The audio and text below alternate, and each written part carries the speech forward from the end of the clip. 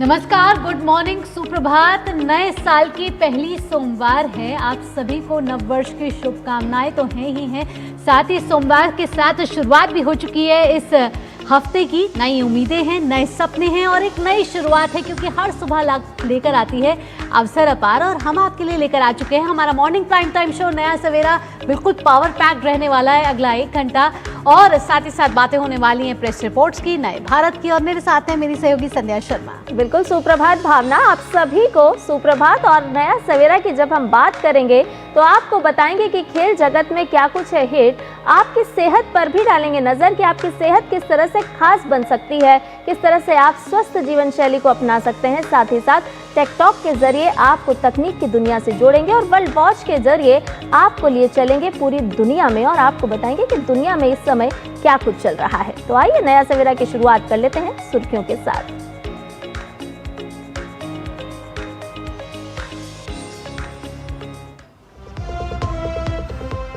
तमिलनाडु में गृह मंत्री अमित शाह के दौरे से बढ़ेंगी चुनावी सरगर्मियां। आज पोंगल महोत्सव के साथ ही कई अन्य कार्यक्रमों में होंगे शामिल।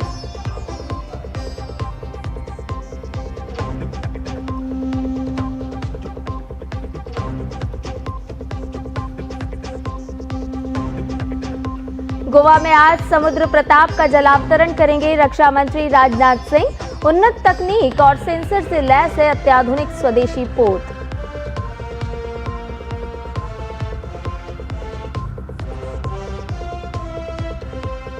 कई राज्यों में आगामी विधानसभा चुनाव से पहले आज चुनाव आयोग की बैठक। विधानसभा चुनाव के चरणों और अन्य अहम मुद्दों पर होगी चर्चा।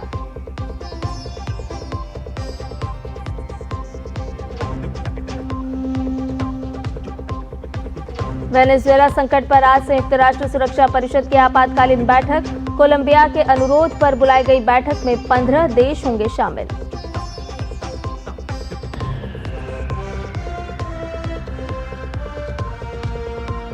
और खेलो इंडिया बीच गेम्स 2026 की शुरुआत आज से।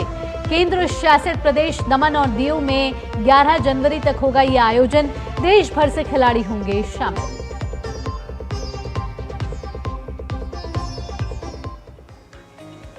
और आपको बता दें कि गृह मंत्री अमित शाह के तमिलनाडु दौरे का आज दूसरा दिन है और इस दौरान अमित शाह कई कार्यक्रमों में शिरकत करने वाले हैं। अमित शाह तिरुचिरापल्ली में अरुलमिगु अरंगनाथ स्वामी मंदिर में दर्शन पूजन करेंगे और फिर पोंगल फेस्टिवल में भी भाग लेंगे। इसके पहले दौरे के पहले दिन अमित शाह ने तिरुचिरापल्ली के पुदुकोट्टई में बीजेपी प्रदेश अध्यक्ष नयनार नागेंद्रन के राज्यव्यापी राजनीतिक अभियान के समापन समारोह को संबोधित किया था। इस साल तमिलनाडु में विधानसभा चुनाव होने हैं। इसके लिए बीजेपी ने पूरे जोर शोर से प्रचार प्रसार का अभियान शुरू कर दिया है।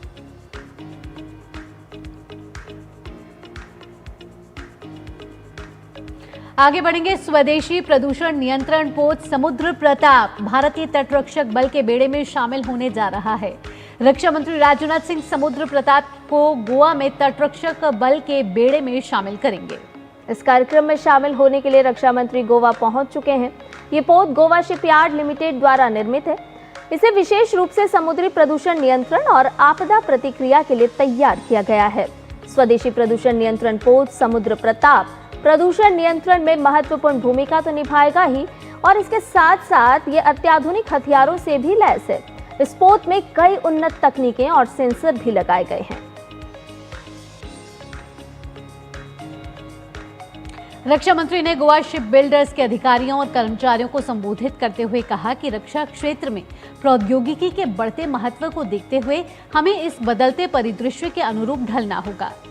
बिल्कुल, और इसके साथ साथ उन्होंने ये भी कहा कि हमें अपने प्रतिद्वंदियों पर बढ़त हासिल करने के लिए जहाजों को अत्याधुनिक उपकरणों, एआई सक्षम रखरखाव और साइबर सुरक्षित प्लेटफॉर्म से लैस करने पर ध्यान केंद्रित करना होगा। डिफेंस के क्षेत्र में जिस तरह से टेक्नोलॉजी का महत्व बढ़ रहा है, इससे भी आप सभी अच्छी तरह से परिचित हैं। आने वाले समय में हमें उस बदलते हुए स्वरूप के अनुसार खुद को भी बदलना होगा। हमें state of the art equipment से लैस शिप्स और आर्टिफिशियल इंटेलिजेंस एनेबल्ड मेंटेनेंस और साइबर सिक्योर प्लेटफॉर्म पर भी फोकस करना होगा, ताकि हम अपने एडवर्सरीज के मुकाबले एज हासिल कर सके। मुझे पूरा विश्वास है कि जीएसएल इस ट्रांसफॉर्मेशन में भी लीडरशिप दिखाएगा। और बात अब अगले विधानसभा चुनाव से जुड़ी हुई खबरों की करते हैं, क्योंकि इस साल कई राज्यों में विधानसभा चुनाव होने वाले हैं और इसके लिए चुनाव आयोग ने तैयारियां तेज कर दी हैं। चुनाव आयोग आज दिल्ली में अहम बैठक भी करेगा। इस बैठक में पश्चिम बंगाल समेत अन्य राज्यों के मुख्य निर्वाचन अधिकारी भाग लेंगे। बैठक में विधानसभा चुनाव कितने चरणों में हो, निष्पक्ष और शांतिपूर्ण चुनाव कराने के लिए कितनी फोर्स की जरूरत होगी, इस तरह के तमाम विषय होंगे जिन पर गहनता से चर्चा की जाएगी। उधर आपको बता दें कि पश्चिम बंगाल विधानसभा चुनाव की सरगर्मियों के बीच सुरक्षा बलों की तैनाती को लेकर मुख्य चुनाव आयुक्त ज्ञानेश कुमार, पश्चिम बंगाल के मुख्य निर्वाचन अधिकारी मनोज कुमार अग्रवाल और अन्य उच्च अधिकारियों के साथ बैठक काफी अहम मानी जा रही है। सीईओ ने सवाल उठाया है कि अगर अन्य राज्यों में एक चरण में चुनाव हो सकते हैं तो बंगाल में क्यों नहीं। सीईओ के इस रुख ने इन अटकलों को जन्म दे दिया है कि राज्य का चुनाव कार्यालय एक ही चरण में मतदान कराने पर विचार कर रहा है। सीईओ कार्यालय के सूत्र बता रहे हैं कि पिछले लोकसभा चुनाव में 8 चरणों में मतदान कराने के लिए केंद्रीय बलों की 1000 कंपनियों की जरूरत पड़ी थी और ऐसे में चुनावी हिंसा झेलने वाले इस राज्य में यदि एक ही चरण में चुनाव कराना हो तो सुरक्षा बलों की संख्या 2 गुना करनी होगी। आयोग इस बात का भी विश्लेषण करेगा कि पिछले विधानसभा या फिर लोकसभा चुनाव में जिन केंद्रों पर 80% से अधिक मतदान हुआ था वहां सुरक्षा बलों की तैनाती का खाका किस प्रकार था। इसके साथ साथ जहां किसी एक उम्मीदवार को कुल पड़े वोटों का 70 से 75% मिला है वहां सुरक्षा बलों की कितनी जरूरत है, इस पर भी चर्चा होगी। चुनाव आयोग की पहली नजर संवेदनशील बूथों पर भी बनी हुई है। पश्चिम बंगाल विधानसभा चुनाव से पहले नंदीग्राम में जीत के साथ भाजपा ने नए साल में अपना खाता खोल दिया है। नंदीग्राम की गांगड़ा सहकारी कृषि विकास समिति के चुनाव की सभी 9 सीटों पर भाजपा उम्मीदवारों ने जीत दर्ज की है। तृणमूल कांग्रेस ने सभी सीटों पर चुनाव लड़ा था, लेकिन वे एक भी सीट पर जीतने में सफल नहीं हो सकी। और सहकारी विकास समिति के कुल 543 मतदाताओं में से 438 लोगों ने मतदान किया था। भाजपा इस चुनाव परिणाम को आगामी विधानसभा चुनाव के लिए एक शुभ शुरुआत के रूप में देख रही है। गौरतलब है कि 2021 के चुनाव में विपक्ष के नेता सुवेंदु अधिकारी ने मुख्यमंत्री ममता बनर्जी को लगभग 2000 वोटों से हराया था। सुवेंदु अधिकारी ने पहले ही घोषणा कर रखी है कि इस साल नंदीग्राम में जीत का अंतर 20,000 से ज्यादा होगा।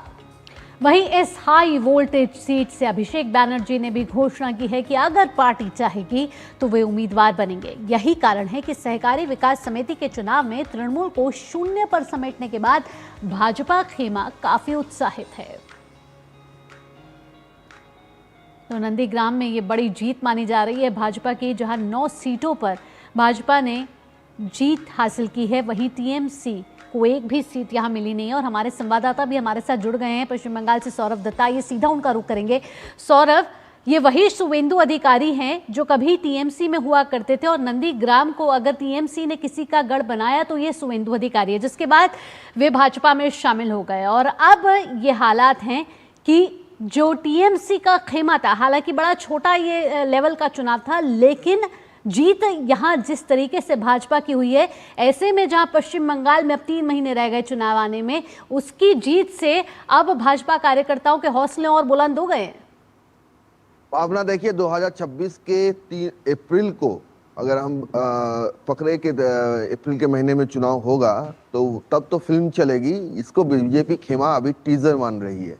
वो मान रही है कि ये जो समवाय समिति का जो इलेक्शन था, उस इलेक्शन में जिस तरह से बीजेपी ने एक तब ताबड़तोड़ 0 पे ला के खड़ा कर दिया है टीएमसी को, उससे पता चलता है कि 2026 में नंदीग्राम में किस तरह की जीत हासिल करेगी टीएमसी। शुभेंदु अधिकारी पहले ही घोषणा कर चुके हैं कि मलदा चाचल में उनकी जो रैली थी, उन रैली से उन्होंने कहा था कि इस बार बीजेपी जिसको भी वहां खड़ा करेगा वो 20,000 वोटों से जीतेगा। हालांकि जो लोकसभा चुनाव हुआ था उसमें अभिजीत गांगुली उस कॉन्स्टिट्यूएंसी से 8,000 का वोट के लीड मांगे हैं। और टीएमसी के लिए ये नंदीग्राम भी काफी प्रेस्टीज सीट है और इसीलिए यही कारण है कि उसमें पहले तो ममता बनर्जी खड़ी हुई थी, वो 2000 वोटों से हार गए थे 2021 में। बाद में बाई इलेक्शन में वो भवानीपुर से जीत कर आई।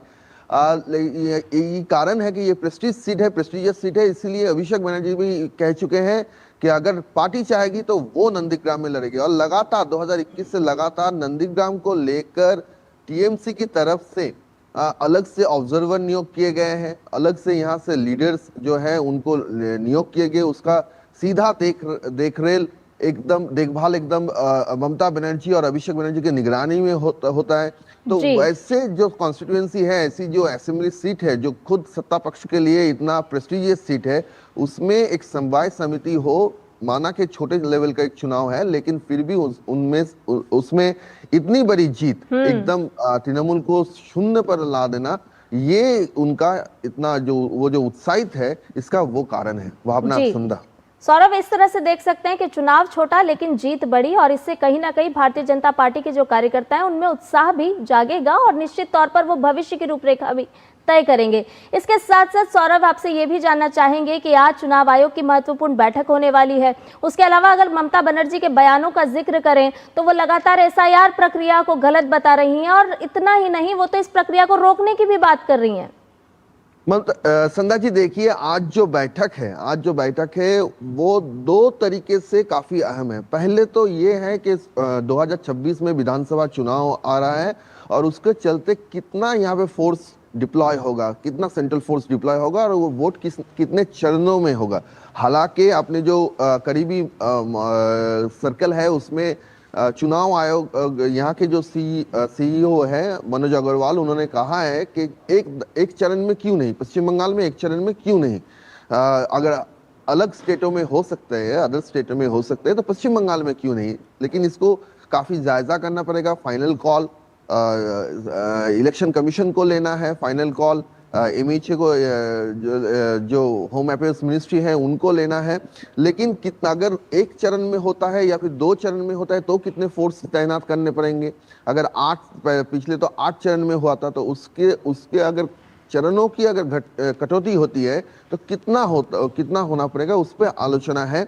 और टेक्निकली दूसरी तरफ अगर आप देखें तो ये बैठक तब हो रहा है जब ममता बनर्जी ने तीसरी बार गणेश कुमार को चिट्ठी लिखकर एसआईआर को लेकर अपना विरोध जताया है। और साफ तरीके से इस बार उनका मुख्य जो बिंदु है वो पूरा जो चिट्ठी का जो 4 पन्नों का जो चिट्ठी है उसका जो मूल विषय है वो है हियरिंग प्रोसेस, सुनानी जो चल रहा है उसको लेकर, वो सुनवाई जो चल रहा है उसको लेकर वो कह रहे हैं।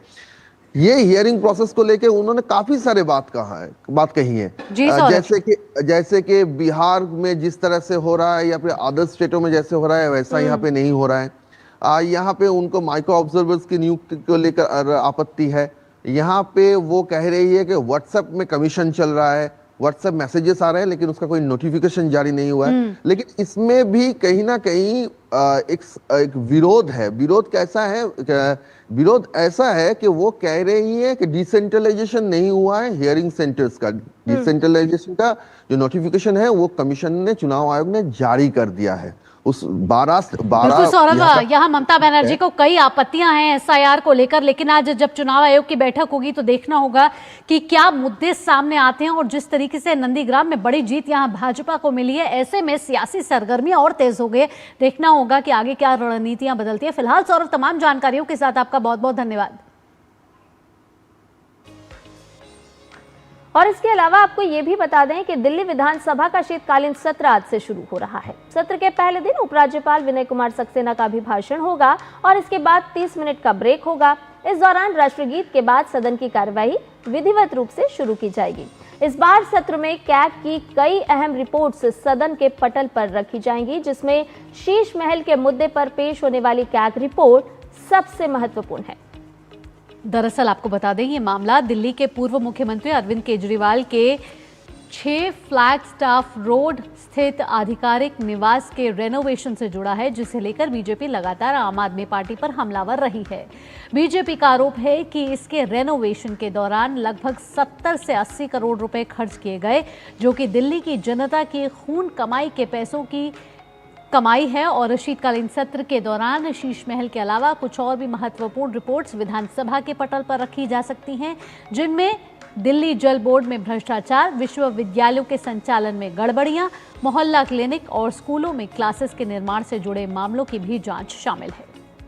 आपको ये भी बता दें कि मौजूदा रेखा सरकार का मानना है कि तत्कालीन अरविंद केजरीवाल सरकार के कार्यकाल के दौरान कई महत्वपूर्ण महकमों में गड़बड़ियां हुई हैं, जिस पर एक एक करके रिपोर्ट रखी जा रही हैं। तो दिल्ली विधानसभा का शीतकालीन सत्र आज से शुरू हो रहा है। कई महत्वपूर्ण मुद्दे यहां रखे जाएंगे, कई रिपोर्ट्स पेश की जा सकती हैं। दिल्ली से हमारे संवाददाता मोहित शुक्ला ज्यादा जानकारी के साथ जुड़ गए हैं। मोहित, अगर बात करें कि दिल्ली में भाजपा सरकार की, तो करीब 10 महीने का वक्त यहां हो चुका है भाजपा सरकार को, उसका लेखा जोखा, उपलब्धियां और आगे की रूपरेखा इस विधानसभा के शीतकालीन सत्र में देखी जा सकती है।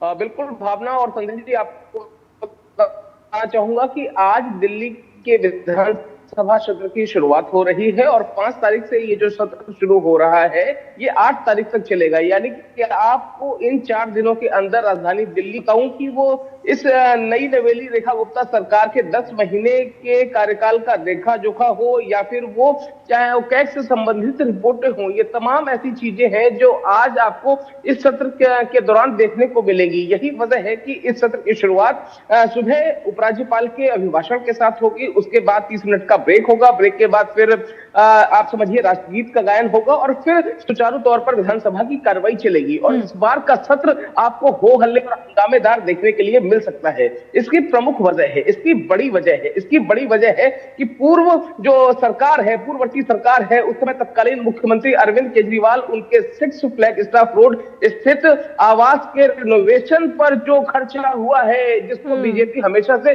शीश महल कहती आई है, उस उनके आधिकारिक आवास पर खर्चे को लेकर एक सीएजी रिपोर्ट इसी सत्र में आने वाली है। इसके अलावा दिल्ली जल बोर्ड या फिर दूसरे जो तमाम महकमे हैं दिल्ली सरकार के, उनके अंतर्गत कौन कौन से महकमों में कौन कौन सी गड़बड़ियां हुई हैं, ऐसी तमाम, चाहे वो दिल्ली जल बोर्ड हो, चाहे वो विज्ञापन नीति हो, चाहे वो मोहल्ला क्लिनिक हो, चाहे वो दिल्ली विश्वविद्यालय की तरफ से जो उच्च शिक्षा के क्षेत्र में जो संचालन हुआ है उसमें जो गड़बड़ियां हुई है, ऐसी तमाम चीजों को लेकर आपको इस सत्र में सीएजी रिपोर्ट दिखेगी। और यही वजह है कि जब रिपोर्ट दिखेगी तो बहुत सार्वजनिक होगा। जब सार्वजनिक होगा तो आपको फिर सत्ता पक्ष और विपक्ष के बीच में टकराव भी देखने को मिलेगा। तो ये 4 दिवसीय जो सत्र है बहुत ही ज्यादा रोचक होने वाला है, बहुत ही ज्यादा हंगामेदार होने वाला है और दिल्ली सरकार के 10 महीनों के कार्यकाल की उसका लेखा जोखे की झलक तो आपको मिलने ही वाली है।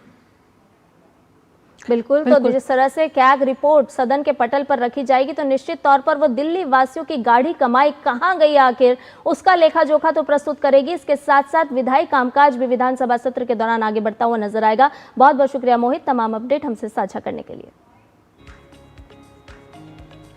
आगे बढ़ते हुए बात कर लेते हैं अमेरिका वेनेजुएला तनाव की, जहां संयुक्त राष्ट्र सुरक्षा परिषद यूएनएससी आज आपात बैठक बुला रहा है और राजनयिकों के मुताबिक रूस और चीन के समर्थन से कोलंबिया ने 15 सदस्यीय परिषद की बैठक का अनुरोध किया था, जिससे संयुक्त राष्ट्र सुरक्षा परिषद अमेरिका और वेनेजुएला के बीच बढ़ते तनाव को लेकर 2 बार अक्टूबर और दिसंबर में बैठक कर चुका है।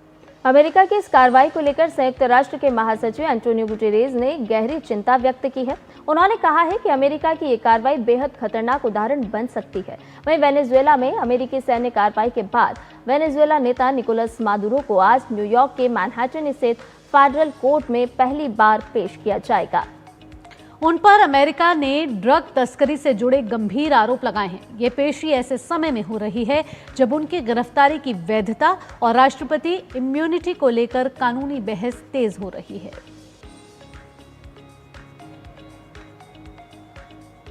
तो आपको बता दें कि आज अमेरिका कोर्ट में निकोलस मादुरो की पेशी होनी है। उन पर ड्रग तस्करी का आरोप है। आपको बता दें कि पिछले कुछ दिनों से अमेरिका और वेनेजुएला के बीच तनाव तेज हो गया है और अमेरिका ने वेनेजुएला को लेकर कई घोषणाएं की हैं। आज यूएनएससी ने भी एक आपात बैठक बुलाई है और रूस और चीन के साथ कोलंबिया ने 15 सदस्यीय मेंबर्स की बैठक का अनुरोध किया था, जिसके लिए यूएनएससी ने यह आपात बैठक बुलाई है। इससे पहले भी 2 बार बैठकें हो चुकी हैं। आपको बता दें कि अमेरिकी सैन्य कार्रवाई के दौरान मादुरो पर ड्रग तस्करी का आरोप है और आज जो यूएनएससी की बैठक होने वाली है उस पर सभी की निगाहें होंगी। किस तरह से ये जो सैन्य कार्रवाई अमेरिका की तरफ से की गई, उसके बाद दुनिया के तमाम देश भी दो धड़ों में बटे हुए नजर आए। अलग अलग प्रतिक्रियाएं भी सामने आई और यूएनएससी ने भी इस पूरी सैन्य कार्रवाई को लेकर चिंता व्यक्त की है। तो इस समय हमारे संवाददाता अक्षय डोंगरे हमारे साथ जुड़ गए हैं ज्यादा जानकारी के साथ। अक्षय का रुख करेंगे। अक्षय, कई सवाल यहाँ खड़े हो रहे हैं कि आखिरकार वेनेजुएला में आगे क्या होने वाला है और अमेरिका वेनेजुएला के साथ आगे किस तरीके की कार्रवाई करेगा। आज अमेरिका कोर्ट में मादुरो की पेशी होनी है, ऐसे में क्या क्या संभावनाएं यहाँ जताई जा रही हैं राजनीतिक तौर पर भी और कानूनी तौर पर भी, और जिस तरीके से यूएनएससी में भी एक आपात बैठक है, ऐसे में अंतर्राष्ट्रीय स्तर पर किस तरीके की प्रतिक्रियाएं सामने आ रही है?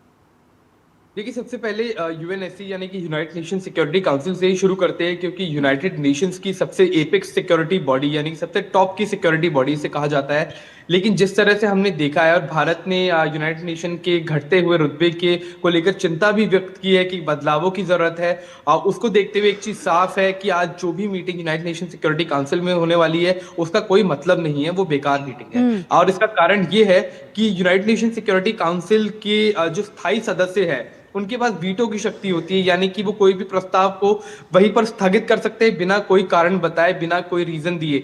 और उनमें से एक यूनाइटेड नेशंस भी शामिल है जिन्होंने खुद हमला किया है। तो जाहिर तौर पे अगर किसी भी तरह से चाइना या फिर रूस जो यूनाइटेड नेशन सिक्योरिटी काउंसिल के स्थायी सदस्यों में से एक ये है, अगर वो किसी तरह से प्रस्ताव लाते भी हैं तो यूनाइटेड नेशंस उसको वही तुरंत सिरे से ही खारिज कर सकता है, उसको वहीं पे स्थगित कर सकता है। और इस तरह से कोई भी मीटिंग होकर अगर कोई भी लिप वर्ड किया जाता है, यानी कि अगर कुछ बड़ी बड़ी बातें बोली भी जाती है, तो एक्शन में ऐसा कुछ भी अमेरिका के खिलाफ action United nation security council की जो कमिटी है वो लेने की कंडीशन में या फिर लेने की स्थिति में नहीं है।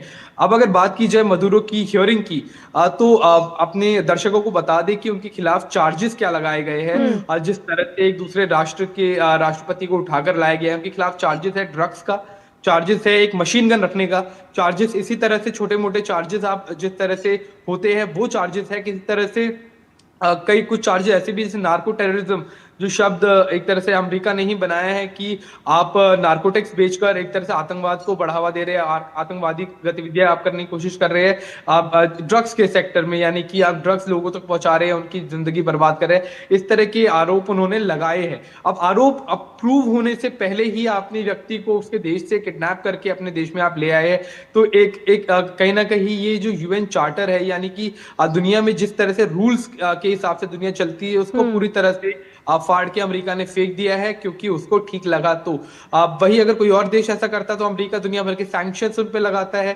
रूस पे उन्होंने सैंक्शन लगाए, कई अन्य देशों पे सैंक्शन लगाए उन्होंने। भारत रूस से तेल खरीदता है तो भारत के ऊपर भी सैंक्शन लगाए। बट खुद जब वो ये काम कर रहे हैं तो अपने खिलाफ किसी तरह से वो कोई बात सुनने की इस वक्त इच्छा में नहीं है। और दूसरी चीज देखी जा रही है कि मदुरो की जो वाइस प्रेसिडेंट थी मिस रोड्रिगेज, वो अब इंटरिम एक तरह से प्रेसिडेंट राष्ट्रपति वहां बन गई है, और उन्होंने साफ तौर पे कहा है कि अपने तेल की वो रक्षा करेंगे, अपने नेचुरल रिसोर्सेज की रक्षा करेंगे। तो डोनाल्ड ट्रंप, लेकिन यहीं पर अक्षय, डोनाल्ड ट्रंप ने उन्हें धमकी भी कहीं दे डाली है कि अगर आप अपनी सत्ता हमारे हिसाब से नहीं चलाएंगे तो इसके परिणाम आप भुगतने के लिए तैयार रहिए। लेकिन अब देखना होगा कि आगे वेनेजुएला में कैसे सत्ता परिवर्तन होता है। परिवर्तन अगर होता भी है तो अमेरिका के इशारों पर होता है या फिर क्या कोई चुनाव यहां कराए जाते हैं। देखना होगा कि तेल रिजर्व को लेकर भी जो जर्जर हालत अभी वेनेजुएला की है उसको लेकर भी आगे अमेरिका किस तरीके की कार्रवाई करता है। फिलहाल अक्षय, तमाम जानकारियों के साथ आपका बहुत बहुत धन्यवाद। और प्रधानमंत्री नरेंद्र मोदी ने सत्ता में आने के बाद लंबित परियोजनाओं के काम में तेजी लाने और उन्हें जल्द से जल्द पूरा करने के लिए प्रगति नाम से एक पहल की शुरुआत की। इसका मकसद था प्रोजेक्ट्स में देरी की वजहों का पता लगाकर उसका समाधान निकालना। इस पहल की 50 बैठकें हो चुकी हैं और 85 लाख करोड़ की 3300 से ज्यादा परियोजनाओं को जल्द पूरा कर लिया गया है। प्रगति की ये पहल कैसे कमाल कर रही है, इसी पर हम एक सीरीज चला रहे हैं जिसका नाम है प्रगति 850 विकास को गति।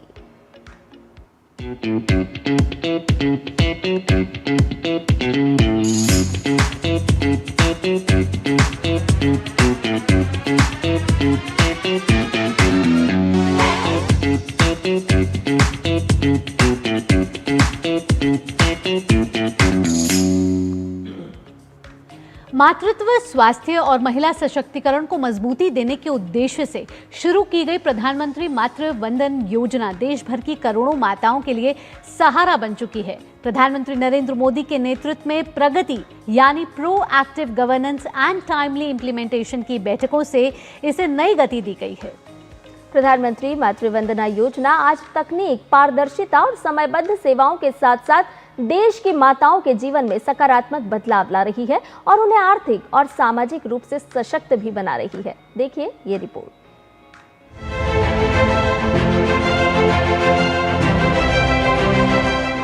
मातृत्व, स्वास्थ्य और महिला सशक्तिकरण की दिशा में प्रधानमंत्री मातृ वंदना योजना भारत सरकार की एक बेहद महत्वपूर्ण योजना है। ये योजना गर्भवती महिला और स्तनपान कराने वाली महिलाओं के साथ ही नवजात शिशुओं के लिए वरदान साबित हो रही है।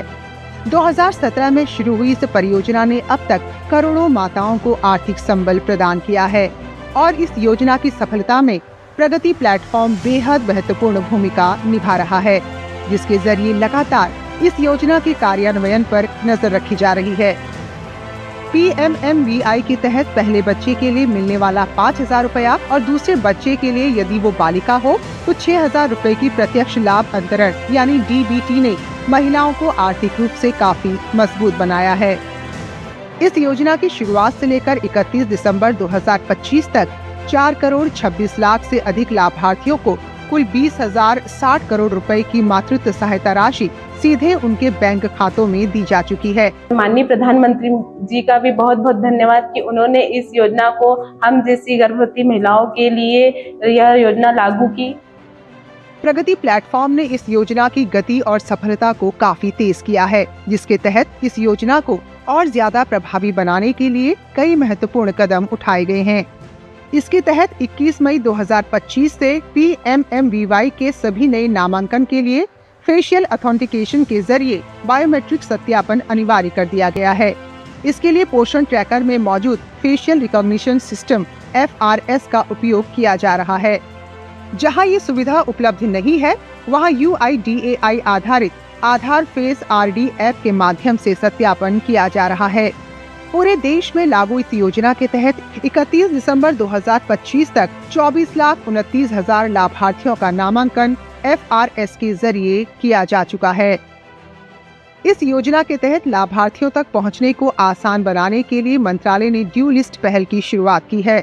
इसमें पोषण ट्रैकर के डेटा के आधार पर गर्भवती और स्तनपान कराने वाली माताओं की सूची तैयार की जाती है, जो तय मानदंडों को पूरा करती है।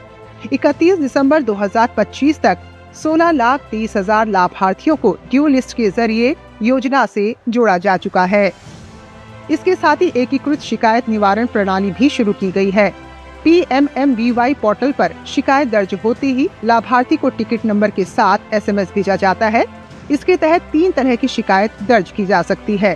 पहला PMMVY पोर्टल, दूसरा PMMVY हेल्पलाइन 1515 और तीसरा CPGRAMS के माध्यम से। पहली संतान होने पर मुझे 5,000 का लाभ प्राप्त हुआ और दूसरी संतान यानी लड़की होने पर मुझे 6,000 का लाभ हुआ। तो मैं चाहती हूँ कि ये लाभ जो है वो सारी गर्भवती महिलाओं को मिले। प्रगति प्लेटफॉर्म प्रधानमंत्री मातृ वंदना योजना में तकनीक, पारदर्शिता और समयबद्ध सेवाओं के जरिए देश की माताओं को सशक्त बनाने की दिशा में बेहद महत्वपूर्ण भूमिका निभा रहा है। Bureau report, DD news. प्रगति की उन्नति हमने आपको बताई और नया सवेरा में फिलहाल एक छोटे से ब्रेक के लिए रुकने, जल्द हाजिर होंगे। सुनो, एक अच्छी इंश्योरेंस पॉलिसी AI से पूछते हैं। एक ऐसी पॉलिसी जिसमें प्रीमियम पेमेंट हो लिमिटेड पर इनकम आती रहे लाइफ टाइम। LIC का जीवन उत्सव। एक ऐसी पॉलिसी जो दे होल लाइफ इंश्योरेंस कवर भी। LIC का जीवन उत्सव। वाओ, चलो तो LIC की जीवन उत्सव पॉलिसी ही लेते हैं। मैं भी तुमसे यही कह रही थी, LIC का जीवन उत्सव। लाइफ टाइम सेलिब्रेशन मनाइए LIC के जीवन उत्सव के साथ, फ्यूचर सेट है। विभाग अनेक, कंप्लेंट बॉक्स 1। किसी भी सरकारी दफ्तर, विभाग या बैंक से जुड़ी शिकायत के लिए pgportal.gov.in पर जाएं, रजिस्टर करें, संबंधित विभाग चुनें, शिकायत दर्ज करें और ट्रैकिंग ID नोट करें। SMS या ईमेल पर एक्नॉलेजमेंट पाएं और शिकायत का जवाब सीधे मंत्रालय से प्राप्त करें। अब तक 1,12,00,000 से अधिक भारतीयों ने भरोसा जताया। CP ग्राम्स, आपकी हर शिकायत का हल। अभी शिकायत दर्ज करें pgportal.gov.in।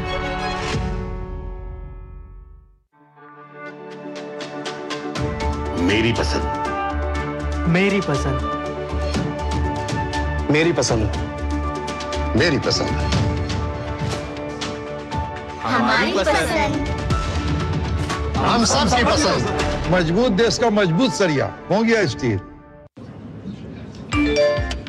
Work from home, high salary, बस एक क्लिक में। अरे वाह! अनजान लिंक्स पर क्लिक मत कीजिए। RBI कहता है जानकार बनिए, सतर्क रहिए। ब्रेक के बाद आपका स्वागत है। आप देख रहे हैं नया सवेरा और जैसे आप हमारी स्क्रीन्स पर देख सकते हैं, हम आपके लिए लेकर आए हैं क्रिएटर्स कॉर्नर। नए साल 2026 में DD न्यूज़ की ये खास पेशकश है क्रिएटर्स कॉर्नर्स, जहां हम आपको मिलवाएंगे उन कंटेंट क्रिएटर से जिनके इनोवेटिव आइडिया, पॉजिटिव सोच और दमदार कंटेंट हमारे जीवन में ला रहे हैं सकारात्मक बदलाव, यानी कि पॉजिटिव इम्पैक्ट। तो तैयार हो जाइए, क्योंकि इस मंच पर आने वाला हर चेहरा, हर कहानी और हर कंटेंट आपको प्रेरित, प्रोत्साहित और प्रभावित करने वाला है। आइए शुरुआत करते हैं क्रिएटर्स कॉर्नर की, जहां नए विचार ही नया भारत गढ़ते हैं।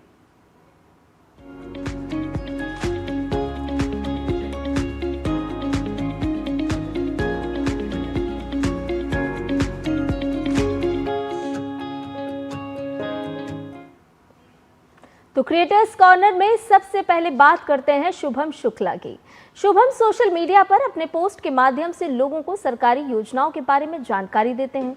गांव से विकास के लिए केंद्र सरकार की महत्वाकांक्षी योजना विकसित भारत जी राम जी को लेकर भी उन्होंने एक वीडियो पोस्ट किया है। अपने वीडियो में मनरेगा से इस योजना की तुलना करते हुए शुभम ने बताया है कि कैसे ये योजना पारदर्शी होने के साथ साथ ग्रामीणों के लिए अधिक फायदेमंद साबित होगी।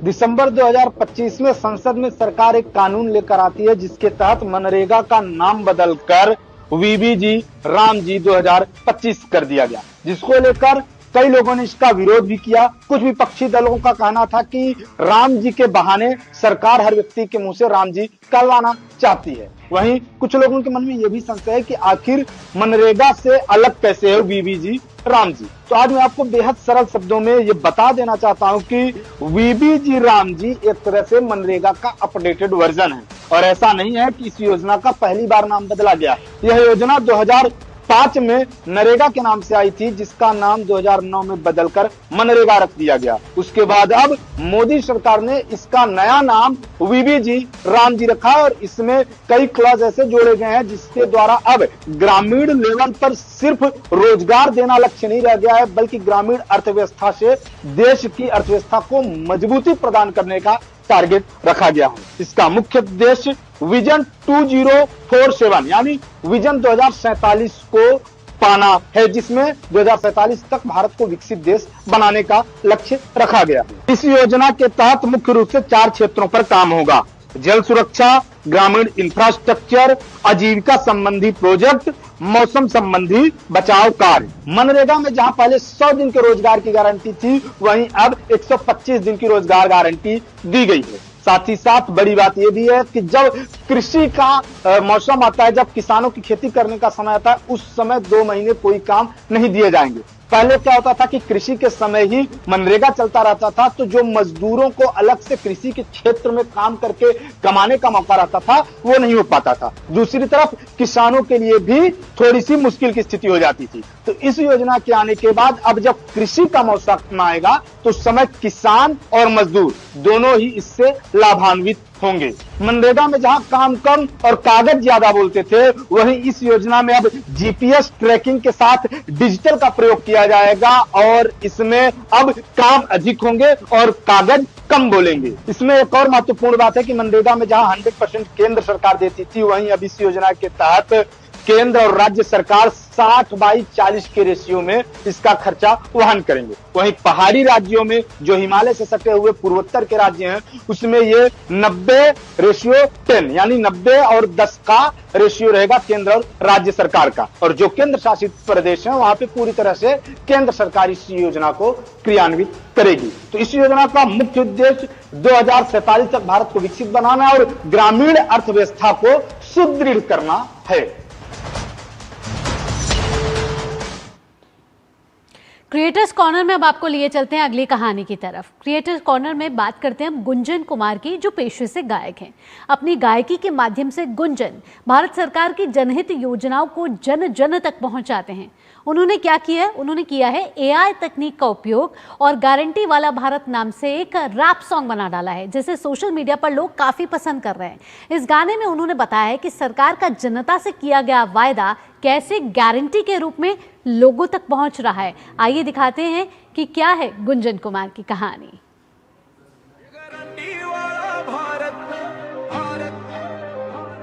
जहां बातों से ज्यादा काम चलता है, सब में बड़े रफ्तार दुगनी, यही न्यू इंडिया है जो रुकता नहीं। ये कहानी नहीं है भारत की उड़ान है। 2014 से बदला है सिस्टम, रुकावट की जगह अब फास्टैग रिदम। कागजी वादों का दौर हुआ खत्म, अब नतीजों में बोलता है हर कदम। 25 करोड़ जिंदगियां बदली, ये आंकड़ा नहीं ये उम्मीदें जगी। जेब में मोबाइल स्क्रीन पर भविष्य, डिजिटल भारत बना दुनिया का विजन। माँ बाप के सपने अब मजाक नहीं, युवा बोले अब मौका सही। ये है गारंटी वाला भारत, जहाँ बातों से ज्यादा काम चलता है, सपने बड़े रफ्तार दुगनी,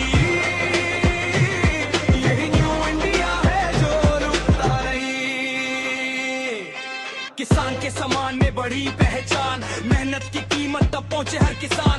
4 करोड़ घर सिर पर छत की शान, जिंदगी को मिला एक नया मुकाम। किसी की थाली अब खाली नहीं, भूख के खिलाफ जंग जारी सही। नॉर्थ ईस्ट अब नक्शे की धार नहीं, विकास की धड़कन नई तैयारी। सड़क से रेल, नेटवर्क से पोर्ट, भारत जोड़ रहा भविष्य का रोड। कान तक पहुंचा तिरंगे का नाम, ट्रेन में भी दिखे भारत के अरमान। खेल के मैदान में भी बदला हाल, मेहनत को मिला अब सही परिणाम। न देरी न डर न दिशा ही चाल, ये दशक है डिलीवरी का मिसाल। भीड़ नहीं ये पीढ़ी है खड़ी, जो भविष्य लिखे आंखों में लड़ी। गारंटी वाला भारत, गारंटी वाला भारत, ये है गारंटी वाला भारत, जहाँ बातों से ज्यादा काम चलता है, सपने बड़े रफ्तार दुगनी, यही न्यू इंडिया है जो रुकता नहीं।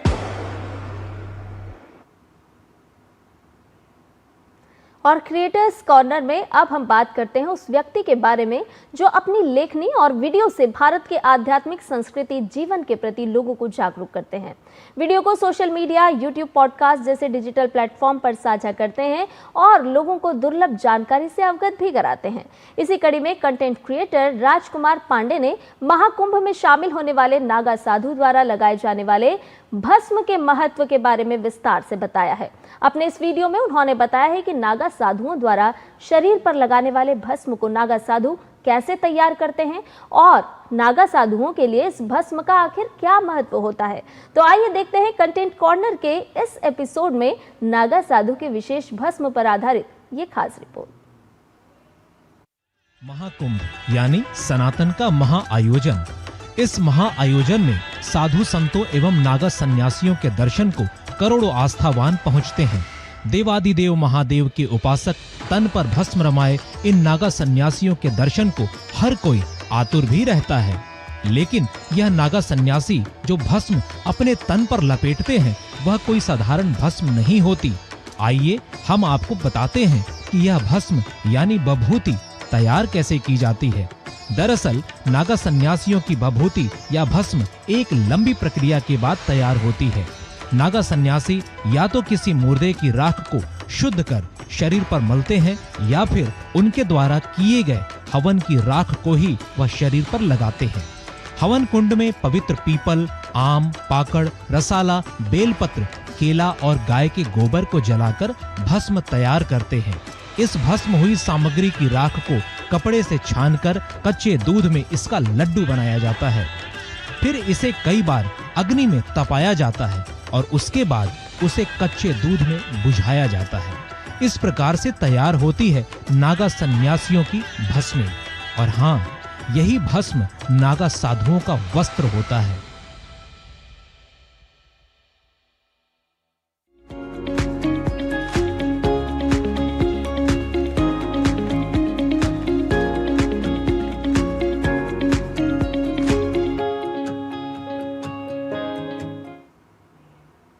तो ये देखा आपने क्रिएटर कॉर्नर्स में कैसे जो उभरती प्रतिभाएं हैं उनको एक मंच मिला है। यहाँ रुकेंगे एक छोटे से ब्रेक के लिए। ब्रेक के बाद जब लौटेंगे तो बात करेंगे प्रेस रिपोर्ट की।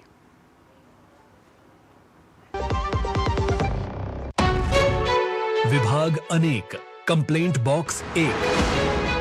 किसी भी सरकारी दफ्तर, विभाग या बैंक से जुड़ी शिकायत के लिए pgportal.gov.in पर जाएं, रजिस्टर करें, संबंधित विभाग चुनें, शिकायत दर्ज करें और ट्रैकिंग आईडी नोट करें।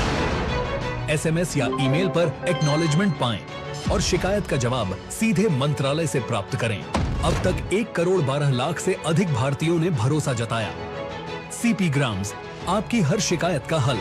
अभी शिकायत दर्ज करें pgportal.gov.in।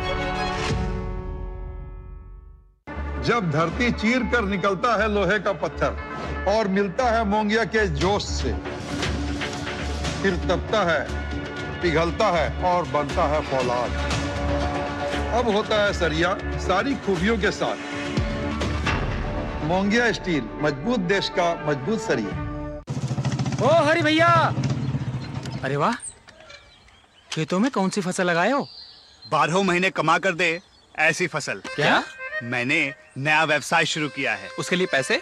इसमें किसी निवेश की जरूरत ही नहीं। अच्छा मुखिया जी। अरे मुखिया जी नमस्ते। अरे हरी, कब आ रहे हो? आप बस चलिए, मैं पहुंचता हूं। अब मैं LIC एजेंट हूं।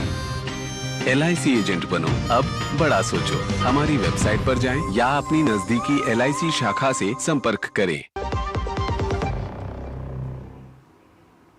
ब्रेक के बाद आपका स्वागत है। आप देख रहे हैं नया सवेरा और जैसा कि आप देख रहे हैं कि हमारे हाथों में समाचार पत्र आ चुके हैं, तो आप समझ ही गए होंगे कि हम आपके लिए लेकर आ चुके हैं हमारा खास सेगमेंट प्रेस रिपोर्ट, जहां हम आपको बताएंगे कि आज ही अखबारों में कौन सी वो प्रमुख और दिलचस्प खबरें प्रकाशित की गई हैं। संध्या लेकर आएंगी पहली खबर। बिल्कुल भावना, पहली खबर से शुरुआत कर रहे हैं। ये है सोमनाथ से जुड़ी हुई। जी हाँ, अटूट आस्था के 1000 वर्ष। आज के सभी प्रमुख अखबारों में प्रधानमंत्री नरेंद्र मोदी का आर्टिकल प्रकाशित हुआ है और आपको बता दें कि सोमनाथ ये शब्द सुनते ही हमारे मन और हृदय में गर्व की अनुभूति और आस्था की भावना भर जाती है। और भारत के पश्चिमी तट पर गुजरात में प्रभास पाटन नाम की जगह पर स्थित सोमनाथ भारत की आत्मा का शाश्वत प्रस्तुतिकरण है। इस आलेख में प्रधानमंत्री नरेंद्र मोदी के माध्यम से कई सारी बातों का जिक्र किया गया है। आपको बता दें कि सभी जानते हैं कि आजादी के बाद सोमनाथ मंदिर के पुनर्निर्माण का पवित्र दायित्व सरदार वल्लभ भाई पटेल को मिला था। तो ये आर्टिकल आज जरूर पढ़िए और जानिए भारत की आस्था को। और अगली खबर है राष्ट्रीय पक्षी दिवस से जुड़ी हुई। जी हाँ, आज नेशनल बर्ड डे है और अलग अखबारों में इससे जुड़ी खबरें आई हुई हैं, लेकिन जो खबर हम आपके लिए लेकर आए हैं वो कैसे बच्चे इन पक्षियों के पास आ रहे हैं, क्योंकि प्रकृति जो होती है वो सदियों से विज्ञान की दिशा दिखाती रही है। और ऐसे में अगर आपको कुछ दिलचस्प चीज़ें बताएं तो अगर प्रारंभिक जो हवाई जहाज था, जो रॉकेट था, वो पक्षियों को देखते हुए ही बनाया गया था। इसके साथ साथ जो बुलेट ट्रेन का डिज़ाइन भी किया गया वो भी किंगफिशर पक्षी को नज़र में रखते हुए किया गया। इसके साथ हमिंग बर्ड जो है, नन्हे पक्षी, प्रकृति की सूक्ष्म इंजीनियरिंग का ये अनूठा उदाहरण है। तो बच्चे कैसे खेल खेलने में अपने परिंदों के पास जुड़ सकते हैं, ऐसे में कई कोर्सेज भी अब आ गए हैं। उस कोर्सेज में एक कोर्स है जो बच्चे उसको कर सकते हैं, वो अर्ली बर्ड से जुड़ा हुआ एक कोर्स है, जहां बच्चे जाके सीख सकते हैं कि पक्षी, अलग अलग पक्षियों की क्या प्रकृति के साथ कैसे जुड़े हुए हैं और उनका जो लगाव है वो कैसे प्रकृति के साथ और बढ़ सकता है। और अगली खबर आपको कहीं ना कहीं जागरूक भी कर रही है। जी हाँ, एकाकीपन आपको कितना परेशान कर सकता है और आपके जीवन के लिए कितना भारी हो सकता है, हम इस स्टोरी के माध्यम से आपको बताते हैं। दरअसल अकेलापन मिटाने के लिए अब किराए पर संगी साथी मिलने लगे हैं और ये स्टोरी बता रही है कि चैट और लाइक्स से उब चुके हैं दिल्ली, मुंबई, गुरुग्राम, बेंगलुरु जैसे शहर के लोग और अब वो सामाजिक जुड़ाव की ओर वापस लौटना चाहते हैं। आपको बता दें कि जिस तरह से जीवन शैली लगातार बदल रही है, हम ज़्यादा से ज़्यादा समय अपने लोगों के बीच बिताने की जगह ऑनलाइन प्लेटफॉर्म पर बिता रहे हैं। तो आप थोड़ा सा सचेत हो जाइए, क्योंकि एकाकीपन आपको भारी पड़ सकता है, डिप्रेशन का कारण भी बन सकता है। ऑनलाइन की जगह ऑफलाइन जुड़ाव की चाह अब ज़्यादा हो रही है, जिसकी वजह से परेशानी। और तो और ये भी स्टोरी बता रही है कि इसकी वजह से अब स्टार्टअप्स किस तरह से शुरू हो रहे हैं जो लोगों के खालीपन को भरने का काम कर रहे हैं। और अगली खबर का रुख करेंगे, खेती में कैसे नई नई तकनीक से खुशहाली आ रही है। ऐसे में हर रोज़ हम कोई ना कोई एक नई रिपोर्ट पढ़ते रहते हैं, लेकिन आज जिस रिपोर्ट को हम आपके लिए लेकर आए हैं वो बंजर मिट्टी में खेती में नई बुनियाद जो पैदा हुई है वो है झींगा पालन से। झींगा पालन से कैसे हरियाणा, राजस्थान और पंजाब के गाँव में आज झींगा पालन से जो मिट्टी बंजर हो चुकी थी, जो ज़मीन पर क्रॉप्स उग नहीं रही थी, ऐसे में अब वहाँ गेहूं बाजरा उगाना अब आसान हो गया, जो पहले मुश्किल था, और किसान इससे लाखों रुपए कमाई कर रहे हैं। और ये पसंद भी आ रहा है झींगा पालन, क्योंकि आपको सीधा इसका हिसाब बता दें कि 4 महीने में 1 एकड़ से 3 से 3.5 टन तक उत्पादन इससे हो सकता है। तो ये खुशहाली खेती में दिख रही है झींगा पालन से अलग अलग जगहों पे। कॉकरोच दौड़ कभी आपने सुनी है? लेकिन आपको हम बताते हैं कि 1980 से कॉकरोच की दौड़ ऑस्ट्रेलिया और अमेरिका में आयोजित की जाती रही है। जी हाँ, दौड़ में लोग पालतू कॉकरोच लेकर आते हैं और उन्हें एक तय ट्रैक पर दौड़ाया जाता है। आपको ये भी बता दें कि बीच में कॉकरोच छोड़ते हैं, जो सबसे पहले बाहर निकलता है वही कॉकरोच विजेता होता है। कई बार ट्रैक में छोटी बाधाएं, रोशनी या हल्की आवाजें होती हैं ताकि ये दौड़ रोचक बन सके। तो ये रोचकता के अंदाज के साथ हम आपके लिए लाए हैं कॉकरोच दौड़, जो कि ऑस्ट्रेलिया और अमेरिका में आयोजित की जाती है। तो अखबारों के अलग अलग पन्नों से हम आपके लिए हर रोज़ सुर्खियां बटोर कर लाते हैं, और ये कुछ रोचक खबरें होती हैं जो अखबारों के अलग अलग पन्ने में छुपी होती हैं, लेकिन आपको बतानी ज़रूरी होती हैं। आइए आगे बढ़ेंगे, बात कर लेते हैं तकनीक के साथ आप कैसे जुड़े रह सकते हैं, अपडेटेड रह सकते हैं टेक टॉक में। तो दुनिया का सबसे बड़ा टेक इवेंट अमेरिका के लॉस एंजलिस में शुरू होने वाला है। इसमें आर्टिफिशियल इंटेलिजेंस, स्मार्ट गैजेट्स और गेमिंग इनोवेशन समेत कई टेक्नोलॉजी का जलवा देखने को मिलेगा। कंज्यूमर इलेक्ट्रॉनिक्स शो में दुनिया भर से आई कंपनियां अपने नए उत्पाद पेश करती हैं। इस बार जो होने वाला है वो है एआई यानी आर्टिफिशियल इंटेलिजेंस पर सबकी नज़र रहने वाली है। इस साल CES में आर्टिफिशियल इंटेलिजेंस का क्रेज रहेगा। टीवी और स्मार्ट होम इनोवेशन में सैमसंग, LG और TCL जैसे टीवी मैन्युफैक्चरर्स बड़ी स्क्रीन और AI पिक्चर एनहांसमेंट का शोकेस करेंगे।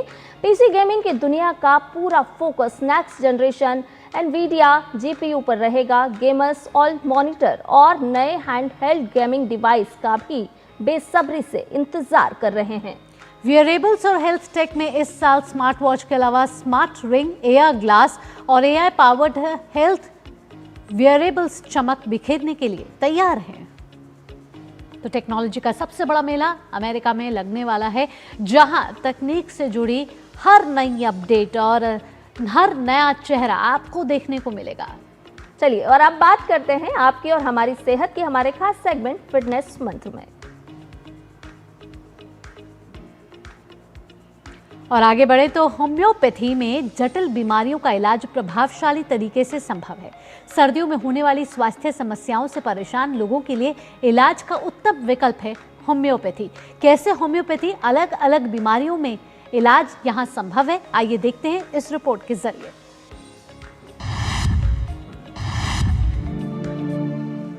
सर्दियों का मौसम आता है तो इसके साथ कई तरह की स्वास्थ्य समस्याएं भी होने लगती हैं। ठंडे मौसम में हमारी सेहत पर गहरा प्रभाव पड़ता है। सर्दियों की ठंडी और रूखी हवा सेहत, शरीर और त्वचा पर बुरा प्रभाव छोड़ती है। सर्दियों के मौसम में खुद को स्वस्थ रखने के लिए होम्योपैथी एक अच्छा विकल्प है। सर्दियों में और एयर क्वालिटी के ख़राब होने के साथ साथ पोल्यूशन के साथ कई चीज़ें हमारे शरीर पे इम्पैक्टेड होती हैं। रेस्पिरेटरी सिस्टम एक बहुत बड़ा एरिया है जहाँ एयर क्वालिटी और ठंड दोनों ही बहुत बड़ा इम्पैक्ट देती है। ENT ear, nose and throat की बीमारियां भी इस दौरान बढ़ जाती हैं। साइनस की इरिटेशन, नाक का बंद होना, छींकें, आँखों की इरिटेशन, आँख से पानी, आँख में पेन होना, ये इस किस्म की एलर्जिक कंडीशंस बहुत फ्लेड अप रहती हैं इस दौरान। Respiratory infections, simple flu virus, अलग किस्म के कोल्ड सिम्टम्स पैदा करने वाले कई वायरसेस ठंड के टाइम बहुत ज़्यादा बढ़ी हुई देखने को मिलती हैं। क्योंकि हमारे रेस्पिरेटरी पैसेजेस ऑलरेडी इरिटेटेड और इन्फ्लेम्ड हैं पोल्यूशन के साथ साथ, तब हमें ये हमें और ज़्यादा प्रोन बना देती हैं इन्फेक्शंस और इन्फेक्शंस की सिवेरिटी ज़्यादा होने के लिए। इस वजह से हम विंटर और एयर क्वालिटी ख़राब होने के दौरान बहुत ज़्यादा हायर इंसिडेंस इन चीज़ों में देखते हैं। होम्योपैथी रोग का नहीं बल्कि रोगी का इलाज करती है।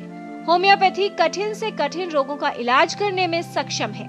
होम्योपैथी में उपचार शुरू करने से पहले रोगी की पूरी जानकारी ली जाती है।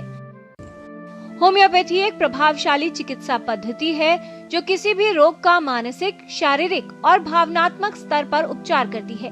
साथ ही बीमारियों से लड़ने के लिए रोगी की रोग प्रतिरोधक क्षमता को भी बढ़ाती है। होम्योपैथी में इम्यूनिटी इम्प्रूव करने की कई तरीके की दवाइयाँ हैं।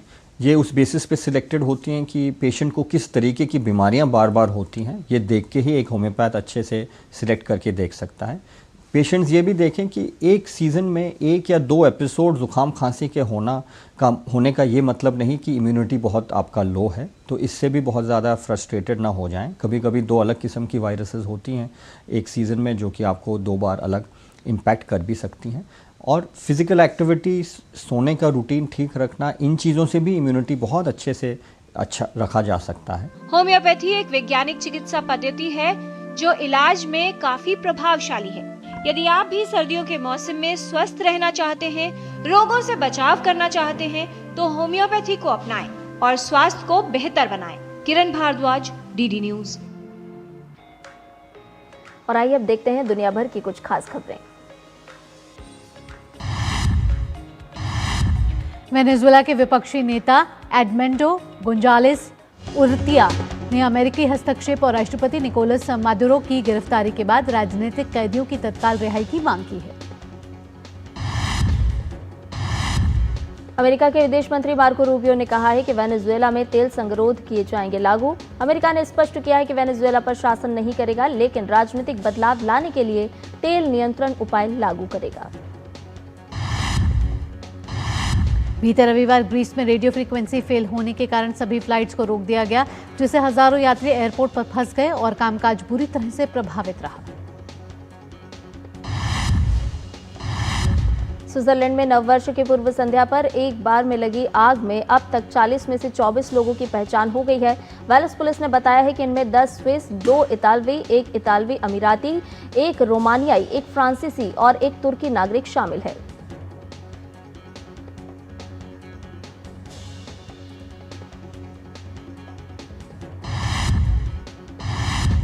आगे बढ़ते हुए बात करते हैं कारोबार जगत की बिजनेस ब्रीफ में।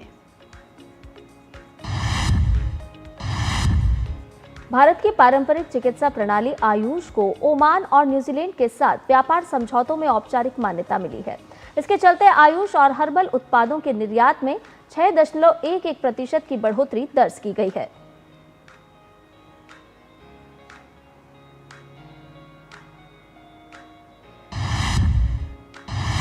जूनागढ़ में आयोजित जिला स्तरीय वाइब्रेंट गुजरात कार्यक्रम में 218 समझौता ज्ञापन पर हस्ताक्षर हुए। इन समझौतों के तहत 1209 करोड़ रुपए के निवेश की योजना है, जिसका उद्देश्य जिले में औद्योगिक विकास को तेज करना और रोजगार बढ़ाना है।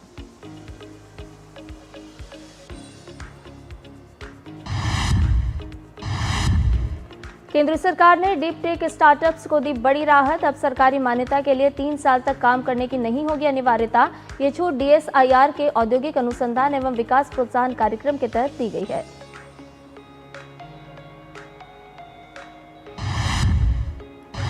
केंद्र सरकार ने DLI के तहत भारतीय सेमीकंडक्टर बनाने वाले उद्योग को मजबूत करने के लिए 24 नए चिप डिजाइन प्रोडक्ट्स को मंजूरी दे दी है, जिसका बजट 76,000 करोड़ रुपए है। और आइए बात कर लेते हैं मौसम की।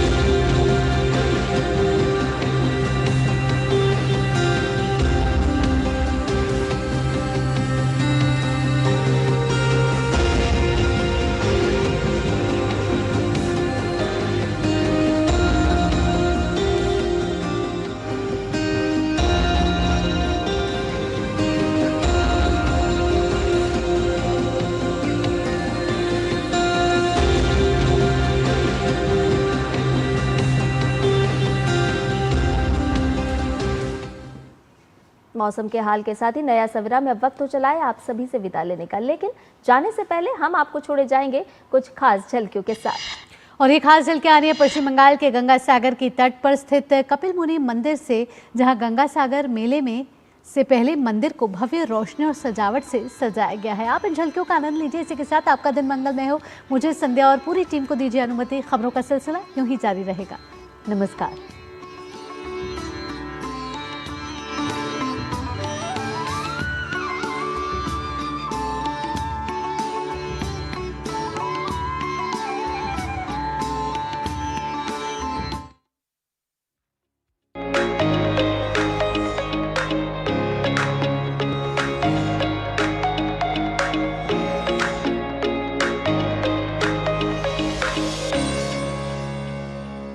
नया सवेरा के प्रायोजक थे LIC।